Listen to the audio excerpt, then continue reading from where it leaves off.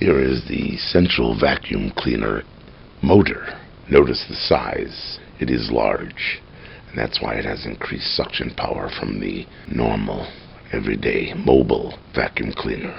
This machine is bagless and filterless, and it exhausts outdoors, so you don't get the acrid vacuum smell that you do with a normal vacuum cleaner, nor the recirculation of exhaust air back into the space being clean. These motors also have a longer service life than the average vacuum cleaner, and it has infrequent emptying needs. Perhaps 2 to 4 times a year you have to empty this. The container can hold well over 20 pounds of dust and debris. Most vacuum power units are located in remote places in the house. This one is located in the boiler room.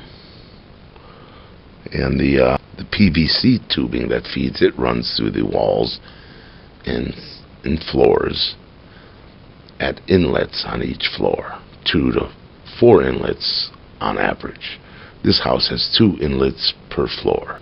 Some are in the wall and some are in the floor. Notably, the central vacuum cleaner system is considered a fixture of the house, a permanent fixture, and thus adds to your property value. And after its initial installation cost, say around $1,000, it'll pay for itself over a 10-year period, when you'll need to probably change the motor, or you may not, depending on the use. It lasts a long time. And the hose that you plug into the inlets, which start the motor, are very lightweight, and extend up to 50 feet.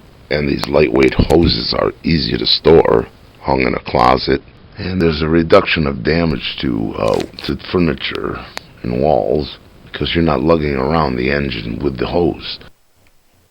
Easier to maneuver. And of course there's a low noise besides the sucking sound. Something like that, it is relatively quiet, and the noise and the hot air and is all exhausted outside. All in all, it's a good investment. Most of the noise is centered in the remote utility space you place the motor in. Here it's the boiler room, and this one's even equipped with a muffler to even quiet it there.